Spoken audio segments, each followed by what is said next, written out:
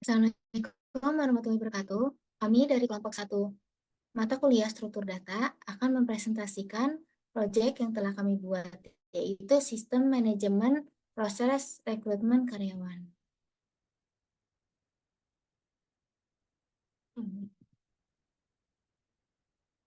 Dengan anggota kelompok yaitu ada Justin, Kansa, saya, Aisyah, dan Firza.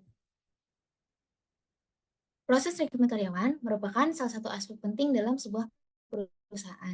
Tujuan dari proses ini adalah mencari dan menyeleksi individu yang paling tepat untuk mengisi posisi lowongan yang tersedia.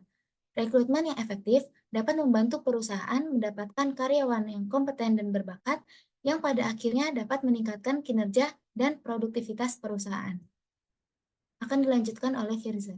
Lanjut ke masalahnya. Namun, proses rekrutmen tradisional yang dilakukan secara manual seringkali memakan waktu dan menyebabkan berbagai masalah.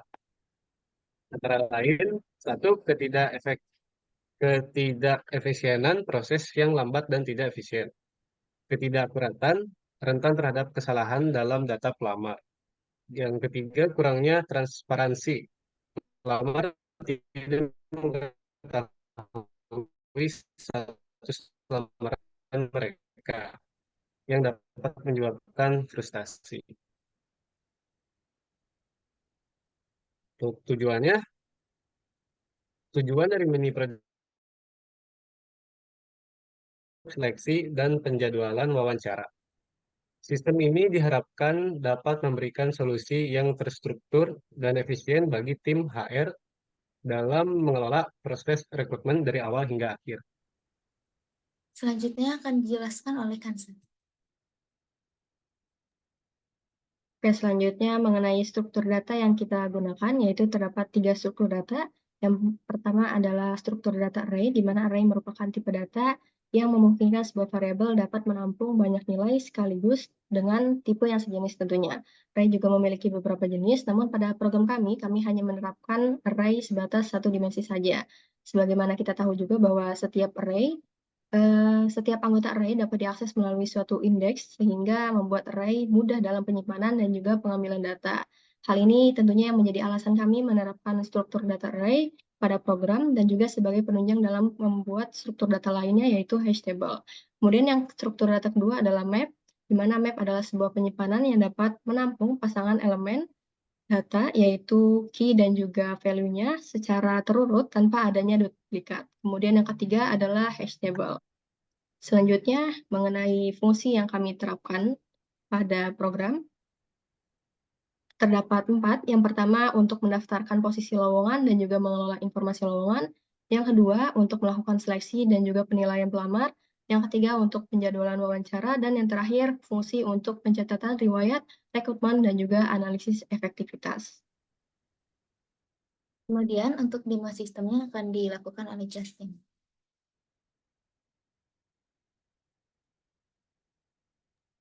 Oke, saya share screen.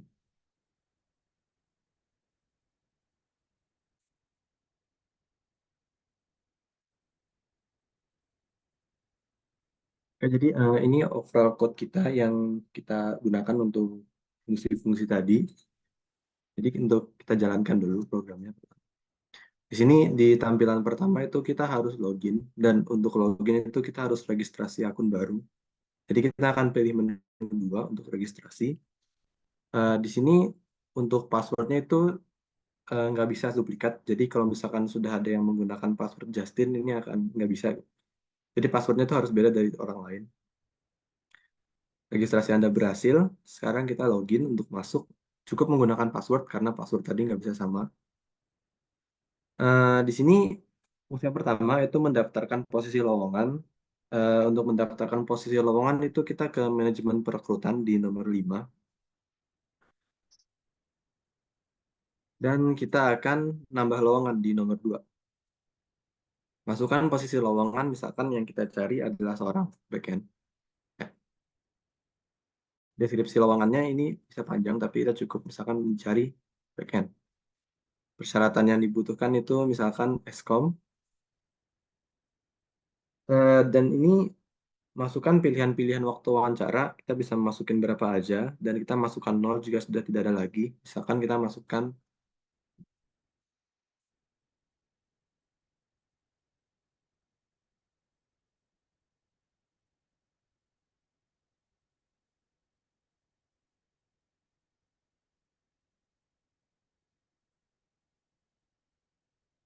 kalau misalkan itu saja, kita cukup ketik 0 dan dia akan menyimpan 2 tadi ke dalam.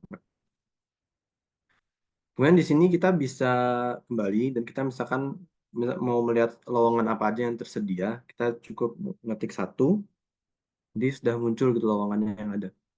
Kemudian mengelola informasi lowongan. Tadi kan lowongannya back end dicari back end, kita mau mengubah itu misalkan jadi front end gitu. Maka kita manajemen perekrutan lagi, kemudian kita mengubah lowongan. Kita mau ubah lowongan yang ada tadi karena cuma ada 1 lowongan, misalkan kita mau ubah. Misalkan kita mau ubah persyaratan, jangan misalkan kita mau ubah nama posisi jadi front end gitu. Front end. Jadi nama posisinya sudah berubah dari tadi yang di sini back end, sekarang udah jadi front end gitu. Kemudian kita mau melakukan seleksi dan penilaian pelamar, tapi sebelumnya kan kalau mau ada namanya pelamar kita harus melamar dulu gitu. Di sini kita bisa melamar, misalkan kita mau daftar lowongan. Kita misalkan daftar di nomor 1 nih di front end gitu. Itu nggak akan bisa karena kita belum melengkapi informasi pribadi gitu.